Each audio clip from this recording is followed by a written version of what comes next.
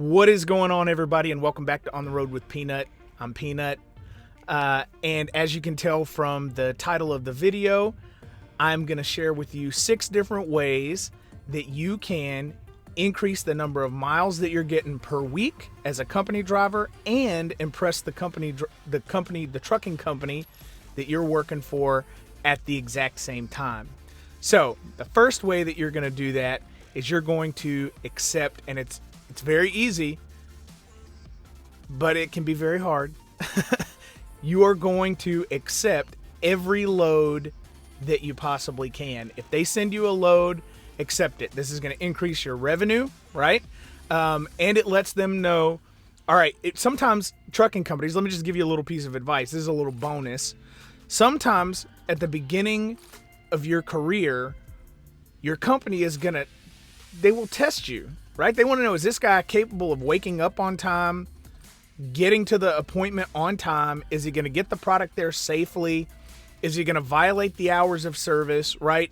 And so sometimes you may not like the loads that you're getting right up front, but I promise you, if you will just keep accepting the loads, keep taking them, keep showing up on time, keep doing the right thing, your company's going to recognize it, and they are going to very likely going to give you more miles, because I have found, just from my perspective and my experience out here on the road, that a lot of people don't show up on time or they reject loads. So that's the first way. The second way that you're going to generate revenue, generate money, and impress your trucking company at the same time is you're going to stay out on the road. It is very difficult for a dispatcher or a coordinator to get you home from point A to point B if you go home every week.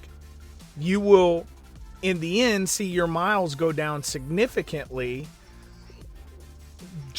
And this is why. Let me just explain from an owner-operator's perspective why this happens. So there are not always loads going from St. Louis, Missouri to Dallas, Texas, right? Or St. Louis, Missouri to Charlotte, North Carolina, or Charlotte, North Carolina to Denver, Colorado.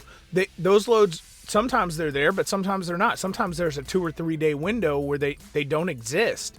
And so if you're requesting to go home back to your hometown every week, sometimes there's a 2 or 3 day window where there are no loads. So your company's going to ask you, all right, we want to do the right thing and get him home, but in order to get him there, he's going to have to sit for 2 or 3 days to wait on this load that's going there. So what usually happens is the driver will start complaining about not getting miles, right? The company will move you, and then there's no load there to get you home. So then you don't get home on time, and then you start complaining about not being home on time. So my suggestion, and this always worked for me, go home as little as possible. My goal was to make as much money as I possibly could in the first year, which worked. It worked out really well for me. Again, I don't have a family, so that helped me. But, try and stay in the confines of your company's policies. Most companies tell you if you work 6 days, you get a day off, and you can accumulate up to, 4 days, right? So instead of taking 1 day off a week, try and save up the 4 and then take 4 days off after being out for a month, maybe. That may work out better for you, and then you'll see that your miles will increase, and your company's going to appreciate it, because by you requesting to go home every week and having to sit for 2 or 3 days waiting on that load to go home, you're actually lowering the revenue that they're generating with your truck. So if you don't do that, you're going to impress them. They're going to be happy to keep you out on the road and keep you moving and especially when you couple this with the first point, right, where you accept every load possible. So that's point number 2. Point number 3, and I think this one's important. It was important to me as a driver. I saw the benefit multiple times. Over communicate. You cannot over communicate, but over communicate. It is way easier to solve a problem, and it costs you far less to solve a problem on the front end than it does to solve it on the back end. Meaning, if you see oil leaks, if you see exhaust leaks. If you see that the truck is tilted, you got a light out. You do a drop and hook and you pick up some other trailer and the trailer's got dent in the side of it because somebody from the last driver damaged it, or maybe it could very well have been the place that you dropped the trailer at, right? Or picked the trailer up from. It could have been one of their employees on a forklift. Over communicate. Your company is going to appreciate that you're doing that, because if you go out on the road and you get a violation because your tires are worn and they're below the standard, the tread depth standard, you're going to get a violation. Your CSA scores are going to go up, and that's not going to be good for you, your colleagues, your company at all. And so I would suggest over communicate as much as possible. They will appreciate it. Plus, it's just good business etiquette to communicate as much as possible. If you're going to be late, you already know you're going to be late when you take the load, right? Or once you get the load and you're stuck in 3 hours of traffic, you know you're going to be late. Don't wait until an hour before you have to be there to say I'm going to be late. Send a message. Pull over, send a message, call your dispatch. Hey, listen, I just hit traffic. We're backed up for 2 hours. Not sure where this is going to put me. Right now, it looks like we'll be okay. I just wanted to let you know what's happened. Now you're protected, and the company can start to communicate on the other end with the receiver, right? Or the shipper. Hey, listen, we may be 15, 20 minutes late. Is that okay? That may prevent you or your company from being charged the late fees, right? They may say, okay, it's fine. Go on ahead. You'll be fine. Thank you for letting us know. And I promise you, this is gonna impress your company if you do this. All right. So now that's point number 3. Point number 4, and I think this one's a great one too. And the next two are kind of in the same category, but I'm going to separate them out, right? I'm going to break them up. The first one, in the main category is cost. But the first point under cost, I think, is fuel. I think you need to pay attention to the way that you hit the fuel pedal, right? You're not going to beat anybody off the line. These things are 35,000 pounds, right? Just the tractor alone, or tractor and trailer. So you are not going to be beating anybody off the line. So it's okay if you take off slow. Don't mash the pedal all the way to the ground. If you're driving down the road and the speed limit is 65, do 63. If you're in an automatic, this helps out a lot, right? You're already getting great fuel mileage. But dropping the speed down a couple of miles per hour over the course of a year, this is going to add up to a lot of money. And I promise you, there's somebody on the back end that's watching how much it costs your truck to operate with you driving it. If somebody else, an old school driver, an OG, was driving your truck a year ago and it was doing really well, and it cost this amount to operate per year, and this is how many miles this driver was driving, and it costs you this much to operate, and right, you get my point. So and let me just throw this out, another bonus piece of insight. Fuel is the largest expense that a company has to operate the truck. That is the largest expense.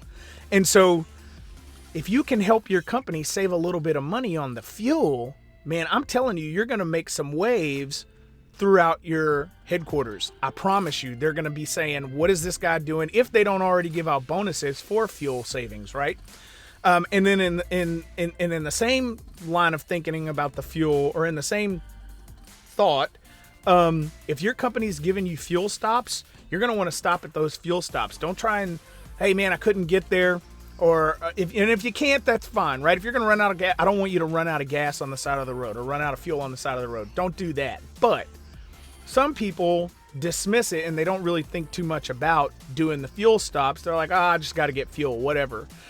Don't do that. Your company has negotiated great deals with the pilots, the Loves, the TAs, Petros, right? They've negotiated great deals and gotten discounts if they buy a certain amount of gallons, right, per day. Sometimes those settle out at the end of the day. Sometimes they settle out at the end of the week, whatever.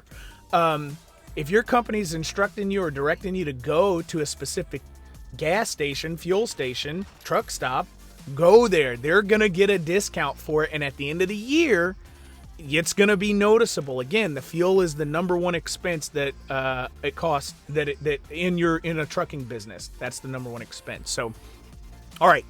So that is, how many points is that? 1, 2, 3, 4 points. All right. So we're at 4. And I said that the next 2 were kind of in the same category, cost, right?